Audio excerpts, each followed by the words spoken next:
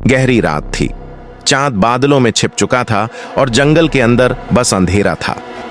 राजा विक्रमादित्य अपने घोड़े पर सवार होकर शिकार के इरादे से निकले थे, लेकिन जैसे जैसे वे आगे बढ़ते गए उन्हें एहसास हुआ कि यह जंगल कुछ अलग था, अजीब, रहस्यमयी और मौत से भरा हुआ। चारों ओर सड़े गले मांस की बदबू थी। पेड़ों पर इंसानी खोपड़ियां लटकी थीं और जमीन पर जगह जगह कटे हुए धड़ बिखरे पड़े थे।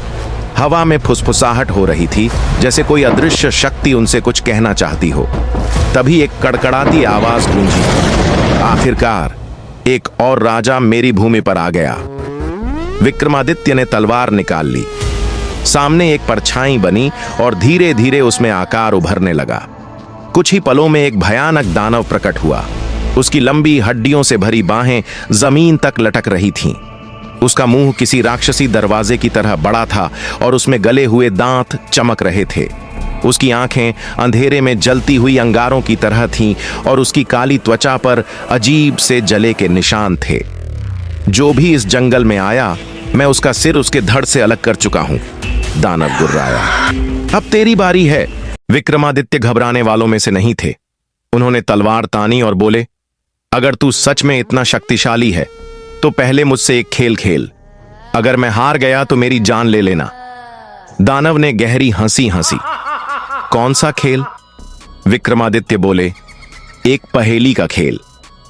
अगर मैं तेरी पहेली हल नहीं कर पाया तो मैं खुद अपना सिर तेरे सामने झुका दूंगा, लेकिन अगर मैंने हल कर लिया तो तुझे इस जंगल को छोड़कर जाना होगा। दानव ने सोचा और फिर हंसकर बोला, ठीक है राजा, अगर तुझे मरने का शौक है तो खेल शुरू करते हैं। दानव ने एक अजीब पहेली सुनाई। मैं हूं जीवित, पर फिर भी मरा हूं। मुझे जलाने से और भड़कता हूं। अगर मिटा दे कोई मेरा नाम तो मैं खुद ब खुद चला जाता हूं। बता, मैं कौन हूं? विक्रमादित्य ने ध्यान से सोचा। यह कोई साधारण पहेली नहीं थी। अगर उन्होंने गलत उत्तर दिया तो यह दानव सच में उनका सिर काट देगा। तभी उन्हें खोपड़ियों की तरफ देखते हुए कुछ याद आया। उन्होंने मुस्कुराकर जवाब दिया, डर? तू डर ही है। जो इसे मिटा दे वह बच जाता है। दानव गुस्से से तिलमिला गया। उसकी आंखें और लाल हो गईं। उसने जमीन पर पैर पटका।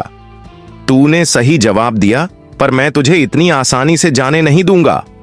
वह चीखा और अपनी लंबी हड्डी जैसी उंगलियां फैलाकर विक्रमादित्य की तरफ बढ़ा। विक्रमादित्य ने देखा कि दानव के पीछे एक पुराना जला हुआ मंदिर था, जो अब तक अंधेरे में छिपा हुआ था।